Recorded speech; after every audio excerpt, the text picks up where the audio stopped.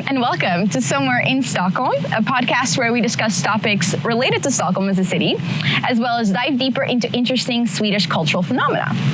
I'm your host, Francisca Leonardo, and I'm here today joined by my good friend, Javier Escudero. There you go. This episode is being broadcasted and recorded directly from my own personal favorite spot in the city, the Terrassen in Riddarholmen. So if you would recognize this particular church right behind us, this is actually Riddarholmen Church. Now, we are going to be recording over the next couple of minutes here in this beautiful spot, just to get you guys introduced and actually get to explore the city with us as we go on this podcast. Now, first and foremost, on our very first episode, we will discuss some of the key Swedish traits and cultural shocks that, for example, Javier has experienced since arriving here. And we'll also talk about Javier's own journey from Spain to Sweden and how is it different from back home versus here. Now, finally, we'll go over a series of rapid-fire questions so you, the listener, can get some inspiration for what to do and where to go to here in your next trip to Stockholm. So all of this will be through Javier's own point of view. That's the whole point of the podcast, all right?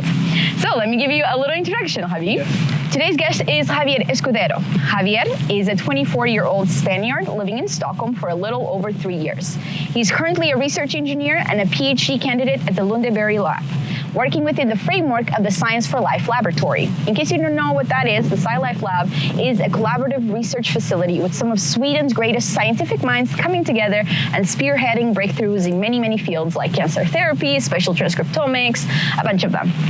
And it turns out this is actually how we met. So Javi, he came here to do his master's degree, and I also did the same master's here in Stockholm. And before that, prior to that, he was doing his bachelor's in biotechnology at the University of Zaragoza. When he isn't working, he tells me Javier enjoys reading science fiction, biking, and playing video games. So welcome, Javi. It's a pleasure to have you here. How are you feeling today? Thank you. That sounds like a very accurate description. Yeah? Okay, good. I'm glad. Are you nervous about this? No, actually, I'm feeling quite... You're feeling okay? Yeah. All right, that's very good. Soothing side with the lake and the sun, so cannot complain. Yeah, we got an unusually warm day. Like the last couple of days can be have been a little bit crappy, but today it's just been beautiful. Like I brought out my sweaters, but actually we don't even need them.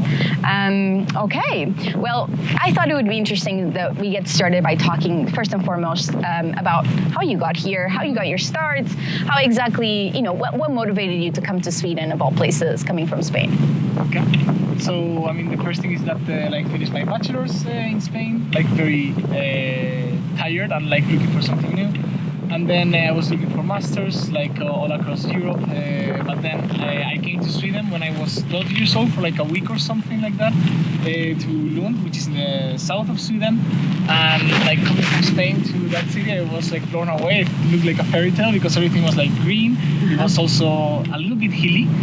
But then what shocked me the most was that people were super respectful of each other's property and just super nice everywhere, and everybody spoke English. Okay. And I made a mental note of that when I was telling me here in this country, you are gonna be able to integrate into the daily life even if you don't speak the main language. And then I think I had a platonic first love with Sweden when I came for a week. And then when I was looking for a place for the masters, I was I want some place that they speak, that the people from the country also speak mostly English. And then I was thinking only Northern Europe, that would be a very sharp cutoff. And then I thought Sweden, I came here before, I really liked it. So let's just give it a try. So you were somewhat familiar with it, so you're just looking to maybe go abroad somewhere, and you thought, why not Sweden? Yeah. And maybe we can talk a little bit more about your background, since you had a background in the sciences. What motivated you specifically to come and pursue a master's degree in the sciences here in Sweden? So. Had you heard about anything related to Sweden before coming here? I mean, yes, that it's a nice country within Europe. Okay. That was your only, like vision concept of Sweden. Yeah. Okay. But interesting. then, when I was looking for masters, I was looking by like top-ranking universities in the field that I was interested in, which was genetics. And then I saw, without counting like Oxford and all of these other universities, I'm like, KTH scores pretty high. So yeah, why not? And then I see the masters that KTH had. Okay, very well. And then I guess you kind of already answered it, but some of the things you had heard about Sweden or Stockholm prior to coming here were mostly positive things, right? Yeah, like they were only positive things. Only positive things. As I said, it was like a platonic. So you had like your expectations were quite high because you had only a positive image of Stockholm, of Sweden. All right. So then, like, piggyback off of that, what were your first impressions here? Did you have any big cultural shocks? Anything that like surprised you or like completely blew you away? Like, what are these Swedish people doing over here? So I think that I didn't have any sharp, like, oh my God, this is so different. It was more like gradually being like, okay, I want to do, like I had my like schedule from Spain and I tried to follow that same schedule within Stockholm, and I found out that all the restaurants were closed, all the stores were closed, so I couldn't do it anymore. But I think that was like the first thing that I noticed, and then everything else came from like just interacting with people. But you mean the restaurants were closed? You mean like after 6 p.m. or something? Yes. So how does that compare to Spain? In Spain, do they stay up really late? Like, is it like more of a nightlife culture? Yeah, I mean, in general, like the kitchen maybe closes at like 10, but the place is still open for drinks. Okay. And then here, like if you want to have dinner like after 8. Yeah, a Spanish dinner, you wouldn't be able to find that here. Like everything is closed. Yeah. So I think that was the first thing I was like, oh wow. Sure. And then about Swedish people, as you stayed here a little bit longer within those first couple of months, anything shocked you there? Or did you have any interaction with Swedish people to a large extent? Just like, on the supermarket and stuff like that. And then also, of course, some classmates from the masters. But like I think that the impression that I had was like it corroborated the view that I had before, that they are just, like, super polite, and super nice, and everybody speaks English. So still positive stereotypes were being matched. So that's the first thing that I noticed. Like, okay, it's actually how it is. But then, as you are more with people and stuff, like, okay, very polite and very nice. But then it also takes a little bit to get to know the person. Like comparing to Spanish people, I feel like you can judge. You can get a vibe of how the people are relatively fast because you just are. But you mean in Spain? In Spain, it's much easier to read people. I think so. You think they're more honest about who they are up front? I mean, I would say upfront, not honest, because it's not like you're doing it with like ill intention. You're just polite to everybody. Okay. It just depends if you're more rude. So it's just more like accessible. Like you're like Spaniards might be more accessible, open to actually making friends or meeting people, and you found that was a difference here. People are quite closed off. Yeah, exactly. Like very nice, very polite, but then maybe it takes work to actually get to know someone. Yeah. Okay. So that is actually a nice segue to my next question, which would be: did you find it easy to make friends here in Stockholm? And I'm not just talking about Swedish people. I'm talking maybe in general. I found it super easy because we were all living international students in the same university campus, so it was like. Extremely easy. It was hard to not make like a nice group of friends. Yes. Because there was always something going on. Like you just were in the university campus and you like didn't have anything planned, but you also saw like people around, and then if you this is a friend of a friend, maybe you could always like try to sneak in. Not that I did that because I like to be home, but you could. My roommate did that. Yes. Okay. Yes. So it was. I think it was very nice because we had this very international community and everybody wanted to be. Like nobody knew anybody. Yes. It was pretty easy to. So the transition was made a bit easier. I totally agree with you because for context, Javier and I, we did this master's. That's a joint master's. So it's across 3 universities here in Stockholm: Stockholm University, KTH, and Karolinska. So long story short, you're representing Karolinska here.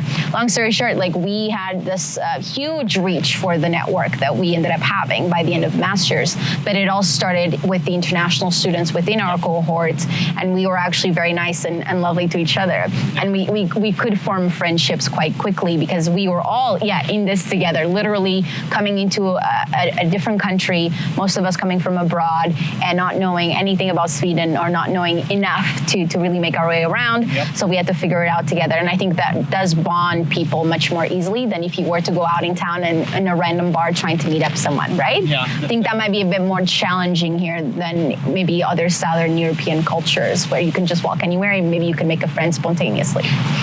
Have you made friends spontaneously like that? No, that's also depends on the person. That's true, personality. And I think that here, like we were all forced to do that because there was like no other option. So but if you try to meet people like at the normal like social life spots, they're always with like friends. They already have like family at their own group, so it's always harder to like segue in. But then if you're just a group of people that like have no infrastructure within the place where you are, like it's super easy because like everybody wants to meet somebody. True. You don't want to feel alone. So. Yeah, everybody's desperate for connection. Yes. All right. Well, that makes sense. Well, I think this is actually a perfect timing for also approaching maybe this key aspect of how does it differ for you coming from Spain, coming from your background? How does it differ being a student here or now a PhD candidate versus back home? Like, did you notice a big difference in the learning style, in the education style? I'm gonna try to be nice. Okay. Be nice. Okay. So I found a very big difference with just being a student because I felt like in Spain, it's I think that the workload is like super heavy. You have to do like a lot of academic stuff in the sense of like both like learning interesting things, but also like a bit more useless things in my opinion, or just. Like there are way more loopholes, like way more loops that you have to go through, like when comparing Spain to Sweden. And then here it was more like more chill. Like the university allowed you to have a life outside of university. And I don't know. I felt like in Spain that wasn't really a thing. That if you wanted to start like to do the thing, like the degree, like they really pressured you to just do that. And actually. So the focus was much more on academics, grades, like grades. Okay. And like actually, like in Karolinska it was completely different because there you can just like pass or fail or like pass with distinction. And so like grades were not a thing. Yeah. But then, in Spain it was like a huge deal because then of course like if you want to do something in academia, everything goes by your grade. Like are you gonna get money for the PhD? Well, it depends on how good of an average you have across your bachelor. So it was like super cutting throat kind of environment. Yeah, competitive. Did you feel like pressure, or even not? Maybe even if not from your own colleagues or peers, maybe from the environment. I think that describes it very well. Not so much competitive against other people because I didn't feel like that, but it felt like very like pressure, very like demanding. Like very all or nothing. Like if I don't do well in this course, I'm going to flunk your life. Yeah. So it felt like that. Yeah, okay. Yeah, but also of course that also relates to me being like younger when I did the bachelor than when I did the master's. So, but yeah, that was very much the like the vibe that I had. So then here we're talking about it being more chill, or in general being more about the work-life balance or study-life balance in this case. But what other differences did you notice when you actually started taking classes with me and our peers? Did you notice any other differences in the learning style? Yeah. So I think that it was less like hard memorization. It was more about like understanding what you were doing, like a bit more of an open discussion. Yeah. Which I think can also be a bit bad in the sense of it's like super loose. There is no structure. Sometimes you can talk about like one topic for a very long time without learning anything because it's like sort of it can be basic. But then I feel like with the open discussion, it's easier to it's easier to deal with than just hard memorization. Yes, and there's also a much more emphasis on application. Can you apply the knowledge rather than can you just memorize the theory? Because like my North American education was also like that. I was just regurgitating everything that I'm supposed to have been absorbing by, we call it by osmosis. It's not osmosis because that's for water, but like diffusion. You're supposed to diffuse everything into your brain and then just spit it out at the exam. And that was like how learning would work. Also, did you find it was different because of the teamwork? I don't know how it is in Spain, but like for me, I had a very individualistic kind of like competitive academia environment. But like here, the teamwork aspect, the collaborative aspect was much more emphasized. At least I noticed that. Did you notice a difference with this? Not so much because that's part of like the European University consortium, no? Like you just have to do a lot of work, like with other people. Yeah. So I don't feel that difference at all. I mean, the difference was that I felt more chill about the projects here than I did like about the projects. Okay, and that nobody was dropping the ball necessarily. No. People were committed and serious. Yeah. And interested for the most part. Yeah. Yes.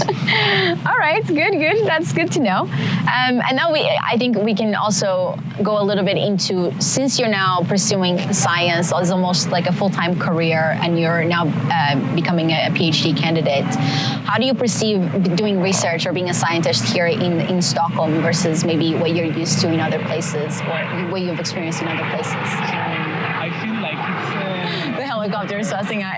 That here it's more, I don't know, I have the feeling that it's less competitive. Okay. In the sense of I feel like the bosses are less at each other's throats. Okay. Or maybe it's just that I'm not as aware of the gossip as I was like of my environment when I was in Zaragoza. So that's how I feel, and also because I'm lucky that I'm in a lab that has like a lot of resources, and that just makes it super different. Because I don't think it matters so much. Maybe like the country or the university. Okay. Exactly. Just that you have a nice boss that's respectful, understands work-life balance, and that of course can assure some sort of stability, which is very hard in science. So that's why it's super nice when you find it. Yes. Yes. We are now going to have a quick break for a fika, and a fika, in case anyone doesn't know, it's a typical Swedish custom of having a little pause, a little break for coffee and a pastry. So now we're back. We're back from the little fika break with a beautiful sunset in front of us. I wish you guys could see this. Maybe we could take a picture and figure it out at some point so that we can share this with you all. But beautiful spot. I love this spot so much, and we're gonna get to chat a little bit more about locations per se that you should definitely go and check out in Stockholm. But first, I would like to do a little rapid fire with you, Javi, just so you can tell us some of your own insights from, you've been here for almost 3 years, right? A little bit over 3 years. Over 3 years. And time flies, man. It turns out that you probably know your way around town. You know a few places that maybe people should go and check out. Maybe you're like, do I leave my house? We'll see. Okay, so we're going to try and get through this rapid fire questions. I'm pulling up my script because obviously we're all new at this. So let's get started. The first question: what's your favorite restaurant here in Stockholm? So I really like a ramen place that is quite close to here. It's called iRamen. iRamen. I really like it. It's very yummy. It's a bit pricey. Like all ramen places are a bit pricey. Yes. But I really like this one. I don't know. It's a nice vibe in that restaurant. Okay, good. Favorite place for drinks if you were to go out, or just like going out at night? I don't really have any actually. No? I haven't gone out in Stockholm too much. No, only Nimble? Exactly. Only on the student campus. So this is the student pub. Yes, the cheap one that all students can go to. Yes. Okay, favorite park? Favorite park? I like Djurgården, like Norra Djurgården. Yep. The one that's close to KTH. Yes. Nice memories. Nice. Okay, beautiful park. Favorite museum? Vasa. It's so fun. It's a big You're ship. such a classic guy. He's just like, Vasa ship. All right, Vasa ship museum. It's a big ship. Like, I'm very simple. Have you been to other museums? I think I went to the Viking museum. Yes. And I thought it was a bit boring. And I think I also went to the history or nature museum, like in Artilleria. Oh, the natural history? No, that's the history one. Oh, but I went to the history museum and I also thought it was a bit meh. But the Vasa is fun because you have a very big ship. Okay. Well, there you go, folks. Now you know about the ship. So what about favorite month of the year? I would say, I think May. Why? Because so even though spring begins late, and then I feel like in May it's full blown spring and starting to get proper warm and stuff. Yep. So I mean, I guess that July is also very nice because it's very warm, but I feel like May it's better because it's when it starts again. Okay, Really so you're like, I can wear shorts again. No. You're not that brave. You can't wear shorts, but it's like... That's how a Canadian approaches it. Like, yeah, start wearing shorts as soon as the weather's nice. Like March, I was already wearing t-shirts. No, okay, but you're just like, okay, there's some hope. That's what you see. Exactly. You see it as. There's hope for summer. Okay, favorite Swedish artist? Any type of artist? Oh, I like Veronica Maggio, like the... Yeah, really? I didn't take you for a Veronica fan. I don't listen to her too much, but I really like her. She has very nice songs. Okay, very well. Learning Swedish, yay or nay? Yay. Yay? Fun times? I think it's fun. It's okay. Funny language. It's very singy. Yes. So I think it has a lot of charm. Okay. And finally, biggest pet peeve about Stockholm or Stockholmers in general? Everybody dresses the same. Me too. Look at you now. You're literally, like, you should stand up just to show people that you're literally, like, you're the image. Yes. You're the poster child for a Swedish fashion game. What is going on? So it's my pet peeve, but But you adjusted. You accommodated. You fall into the culture. For those of you who don't understand what this inside joke is that most people here in Stockholm, especially because it tends to be a little bit more posh than the other cities in Sweden, people all dress the same to look the same. So it's only beige, only neutrals, black, white. Yeah. I probably will stand out if I'm wearing this in the metro. People look at me weird if I'm wearing like a red or an orange or a yellow. And that's not very typical here. You stand out. You stand out. So I think that's my biggest pet peeve, but also, if you dress, like, even if... Is it classy? But it's classy, right? It's still nice. It's just like, oh, okay, be original, guys. Yeah, exactly. Okay. It's still good. Fair enough. Okay, fine. All right, so now that we're done with the rapid fire questions, I survived that segment, and so did you. Congrats. Now we are going to go and get back into our conversation and talk a little bit more about your time here in Stockholm, the fun stuff. So why did you decide to stay in the end here in Stockholm? Like I'm sure you had opportunity and also potential to go abroad, continue your scientific career that way. But what actually made you want to stay here after spending 2 years here during our masters? I feel very comfortable. Okay. I think that the city is very pretty. I think that the people are very polite and very nice. Even though I don't speak Swedish like properly, I can understand something. But the thing is that everybody will speak English, so it's like very easy to interact with people. I don't know, like I just really like the city, and then you have the bad sides, which is of course the winter, but then you have like even when it's getting colder and everything, you have like super beautiful sunsets. I don't know, I like this country. Okay, so it was more, you like the culture, the way people behave, the way people act, and you also liked just the general vibes of Sweden. Yeah, and then I also felt a bit lazy about like moving to a new country, new apartment, new network of friends. Like starting over. Yeah, I felt like I wanted to have like a little bit chill in that regard. So it was a little bit of everything, like good science, good country, and laziness. Okay, fair. But I think like also gives yourself some credit, like you did put in the work during the masters to ended up with an opportunity here to kind of bridge that transition to make it a little bit easier after graduation to jump into the same field here, right? I feel like that's what you did. But then so now that you've stayed here, you made that choice, right? You're now becoming a PhD candidate in your own lab. How do you regret any aspects of this choice? Do you even regret coming here, like for your masters? Like any aspects of this choice? No. No? No? Like, I'm very happy. I mean, I'm sure that like regardless of where I would have gone for the masters, it would have been okay. Like it's just about like where you go and like the things that you do when you are like wherever you are. Yeah. So I think that I would have been very like fine everywhere, but I'm very happy that I came here because I've met like very nice people, and I like Sweden. Okay. So I was. So you ended up falling not in love, but at least you like it enough that it didn't force you to leave or something. Yeah. Okay, very well. But I have some questions now about some of our friends who went abroad, because obviously, like, that meant that our friend group was now going to be reduced, and also we would have to maybe put in a little bit more effort into making new friends. Post-graduation, we talked about how that might be a bit more difficult since it's not the student environment, we're all in this together kind of feeling.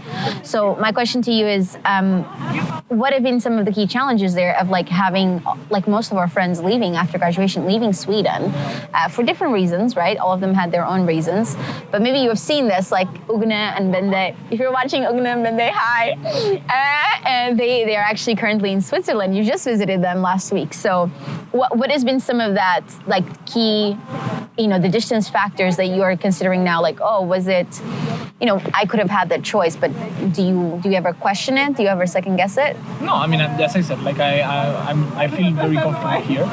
But of course it sucks to, like have very close friends. And yeah. Of course, like moving away, but I mean, at the same time, that's like life, That's so, life, like, yes. That also happened when we came here from our respective countries. I guess. New people and everything. Yeah. So it's okay. I think that I'm very lucky in the sense of in my work, I also have people like around my age. Yes. So okay. it's also very nice in the sense of, okay, maybe you are not like friends, but like you still are struggling through the same things, going through the same life stages. Exactly. I feel like it still feels more natural that way.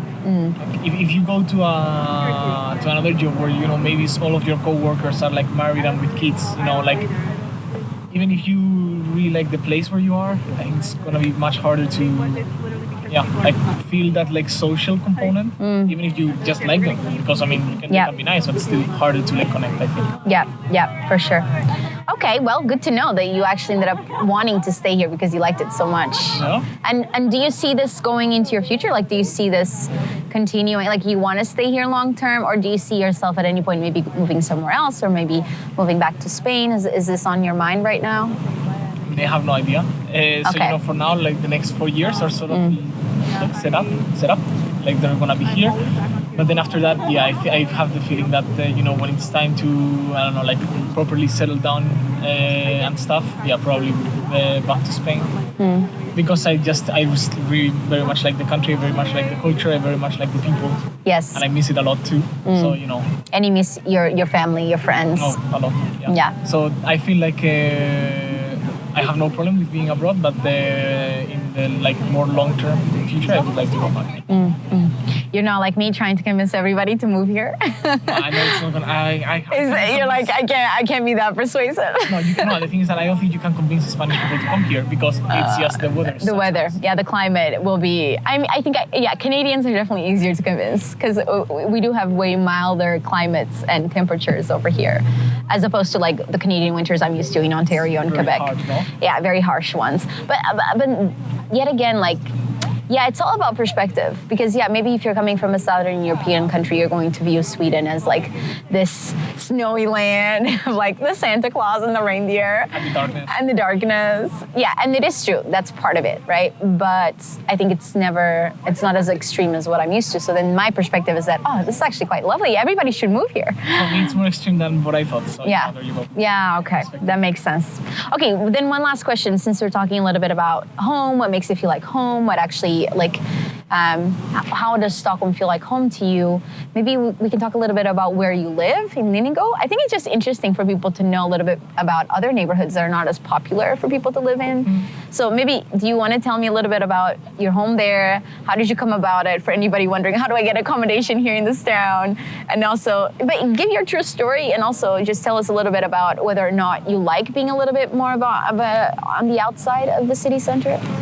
So I mean, first of all, as in any like big city, like living inside of like Stockholm, the main area, it's gonna be very complicated and very expensive. Yep. So almost everybody that's our age is gonna have to be further away, more like in the suburbs. And then of course you have like many different types of suburbs. But the one where I'm at, it's like an island like next to Stockholm. So it's like it feels nice because you can come to the city center with the boat. Like, of course, you can come with the subway and stuff, but you come with the boat and you feel more special. You feel extra just because you're now having a boat as a taxi almost. Exactly. So I mean, and it's very nice. It's like has a very big park nearby. And it's you like being surrounded by nature.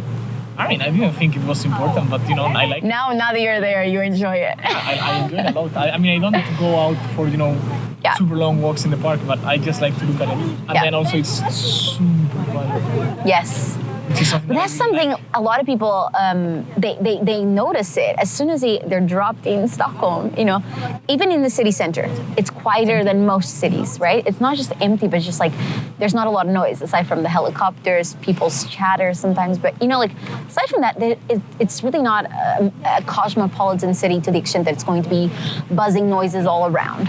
However, in Linigo, you take that to the next level because with the nature, with the residential area that it mostly is, with families and whatnot, yes, after 10 p.m. everybody's going to be asleep. Yeah. So And you're just gonna have like teenagers throwing parties in their houses. the teenagers we are always going to hit on the teenagers. Exactly. So I mean, that's the only like source of noise. Really. Yeah. Otherwise, it's Yeah. they sleep so good. You sleep so yeah. So then tell everybody how you actually found the place because I think it's important for people to like have hope that it is possible to find a nice place. Even especially you have not a studio even. It's how many bedrooms do you have? It's one room which is like living room and like sleeping room. Yes. And I have the kitchen separate, which I think is very important because Yes, I'm Spanish. because I of like the all. smells. Yes. Yeah. So I mean, So it's quite a big space. It's a nice, cozy space. Yeah. I think it's very cozy. And then so living in Stockholm difficult, and then you usually find housing via like this website Blocket, where a lot of people like sublet apartments and stuff. But that market is like super like Tricky. Yeah, it's There's a lot of tricky. frauds. And there's also a lot of people, so you know maybe Yeah, like, if you see competitive. that that's like 2 hours old, maybe the people that announced it they already have like 50 messages, so it's like they're not gonna screen through more than that. So how I got mine was just like I had a friend that lived there before, and she left, and now I have the place. Yes, So our friend Marta, if you're watching. I mean, I'm expecting everybody to watch this podcast. But yes, okay. I mean, you can still like find places if you try block it, and you're also willing to live away, a bit further away than from Stockholm. But I just got very lucky because I didn't have to look. I had a friend that was living the place, and I was looking for a place, so it was very easy. Yeah, it's convenient. But yeah, talk to people around you. I think that's how most of my friends also ended up getting their own Like apartments. work colleagues or anything. Yeah, smart. All right. Well, I think this has been it, but we do have a final tradition that I want us to establish here on the first episode. So we're going to get to talk about that in a minute. But before we do so, I just want to thank you so much, Javi, for being my first guest on this podcast. We hope you return at some point if this was not too much of an intimidating experience, especially considering you're literally in the public and lots of things can happen and shadows can be cast. So, okay, I'm just glad that you get to enjoy this beautiful view we have in front of us. I'll get to show that in just a minute. But I do want to say I appreciate you so much as a friend and especially as someone I look up to as well and I admire. I do. And I admire everything that you do, so the way you conduct yourself. So I'm so happy to have had you on my podcast. So if we're going to amplify some voices, I want to make sure it's the right ones. So I love you to bits, Javi. So you're the best. Thank you for being here. Thank you. And to finalize our time together, yes, let's talk about this tradition that I want to get started here with our very first episode.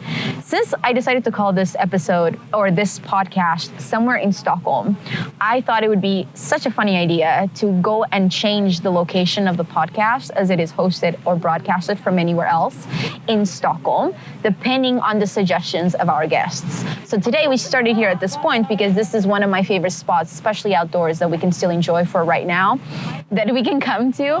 And I love the spot so much, the beautiful view we have in front of us. You guys cannot even imagine it. I'm going to show you. You don't have to imagine it.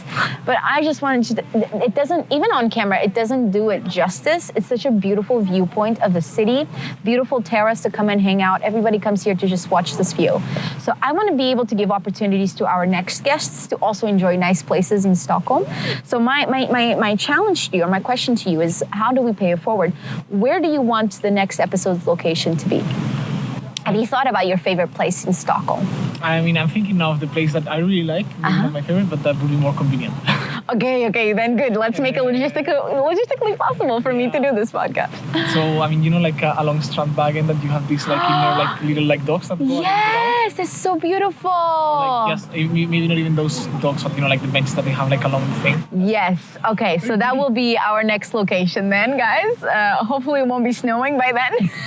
Imagine us like all wrapped up in like I don't blankets. want to be there. I don't wanna- Well, you got lucky because you got the first episode out of the way with the nice view and the nice weather. the best weather in the past, like That might not happen for the rest. Maybe we should start picking indoor podcast locations. But this one will stick. This one will stick. I love that location actually. So Strandvägen right across. Yes, we should definitely do it next time. So stay tuned for our next episode where we'll go to Javi's favorite place, and this is essentially going to become somewhere in Stockholm.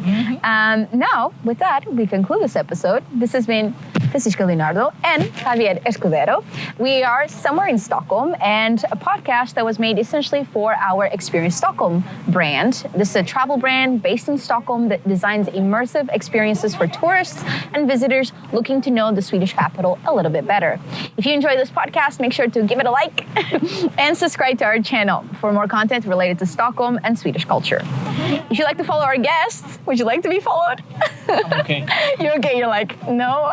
How many views is it gonna get? I can be reached out via Francisco. Okay, yeah, you can reach out to us via Experience Stockholm, and we'll be able to get you in touch with Javi if you ever want to make friends. I mean, essentially, I don't know, you guys missed out, but there was an interaction just about like 20 minutes ago where some random Spanish couple actually overheard our conversation here, and they were also from Zaragoza. And then Javi's like, how is this happening? Like, small world. Yes, that is the world we live in. All right, there you go, folks. Thanks for listening to our very first episode, and our podcast is now available for free to anybody who wants to listen to our fun stories on YouTube and Spotify accounts. Thank you to everyone who tuned in, and see you on the next one. Hej då!